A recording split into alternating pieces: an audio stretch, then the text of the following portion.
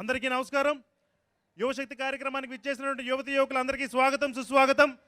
మన అధ్యక్షులు శ్రీ పవన్ కళ్యాణ్ గారి కోరిక మేరకు ఏదైతే 100 మంది యువతి యువకులకి మాట్లాడేదానికి అవకాశం ఇచ్చారో ఇప్పుడు వాళ్ళందరూ మీ ముందుకు వచ్చి మాట్లాడతారు. దయచేసి మీరందరూ శ్రద్ధగా మన సమస్యలు ఏవైతే ఉన్నాయో మీరందరూ శ్రద్ధగా వింటారని మనస్ఫూర్తిగా కోరుకుంటూ ముందుగా ఈరోజు మన ప్రధాన స్పీకర్ అయినటువంటి చుక్కా ఝాన్సీ గారు పాడి పరిశ్రమ మీద మాట్లాడతారు.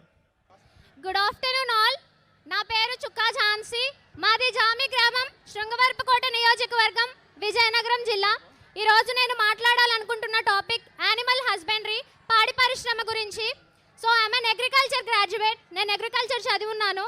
సో నేను చాలా దగ్గరగా యానిమల్ హస్బెండరీ అనే ఒక డిపార్ట్మెంట్లో ఎన్ని సమస్యలు ఉన్నాయో చూస్తున్నాను. అందులో the first thing is insurance policy.